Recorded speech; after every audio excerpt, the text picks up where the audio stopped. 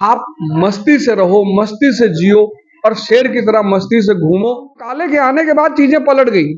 अब विवाह का मतलब सेक्स है, अब पढ़ाई का मतलब नौकरी है। अब कितना कॉन्सेप्ट बदल गया है।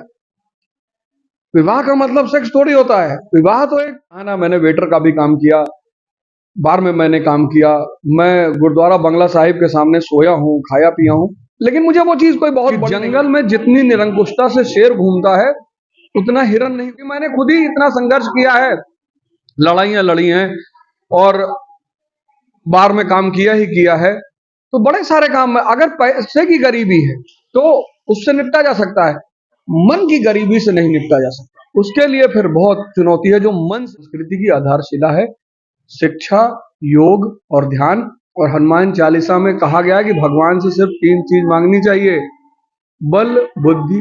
देखा जाए तो महाराजगंज में और देखा जाए तो पूर्वांचल की धरती पे आए हुए हैं ओझा सर। बच्चों का हौसला जो बना हुआ है और जो लोग काफी दूर दूर से आए हुए हैं इनके बातों को सुनने के लिए और जो सोशल मीडिया पे देखते रहते हैं इनको, और कैसे लोग जागरूक होते हैं। हम सर से बहुत ज्यादा बात नहीं करेंगे, बस थोड़ा सा जानकारी लेंगे कि जो नए युवा हैं जो पढ़ाई कर रहे हैं, कुछ लोग अपना हौसला छोड़ दे रहे हैं और उनके लिए क्या कुछ कहेंगे सर। और सबसे पहले तो बहुत बहुत स्वागत है सर आपका। इस धरती पर, पृथ्वी पर अगर भगवान विष्णु भी अवतार लेते हैं प्रभु राम के रूप में, भगवान कृष्ण के रूप में, तो उनको भी संघर्ष करना पड़ता है। ये बात किसी से छिपी है नहीं, सबको पता है। तो जब विष्णु जी के अवतार को संघर्ष करना पड़ता है तो हम लोग कैसे बचेंगे? तो जब हम लोग नहीं बचेंगे तो सबको शक्ति के सिद्धांत पर काम करना चाहिए। शिक्षा रूपी शक्ति, व्यक्तित्व रूपी शक्ति, शरीर की शक्ति, मन की शक्ति, यही इस भारतीय संस्कृति की आधारशिला है।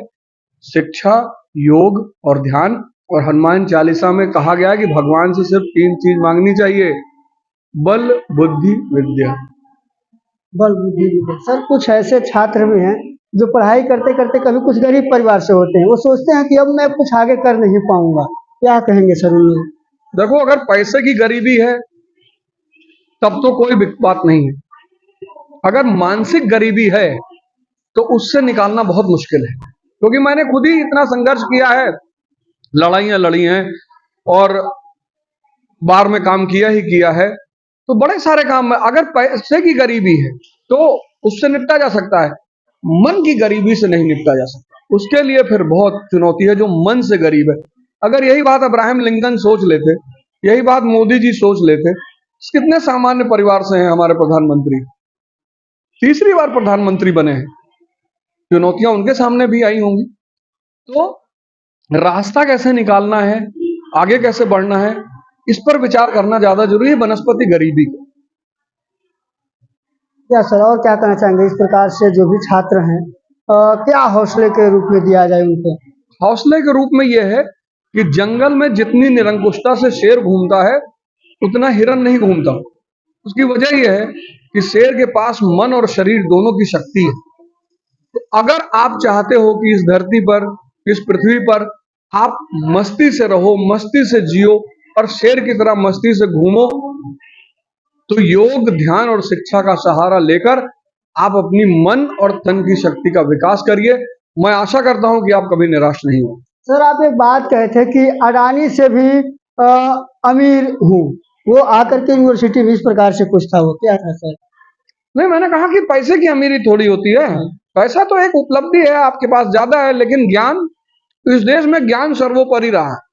महात्मा बुद्ध के सामने अजात शत्रु जमीन पर बैठता था। वो तो मकाले के आने के बाद चीजें पलट गई। अब विवाह का मतलब सेक्स है, अब पढ़ाई का मतलब नौकरी है। अब कितना कॉन्सेप्ट बदल गया है।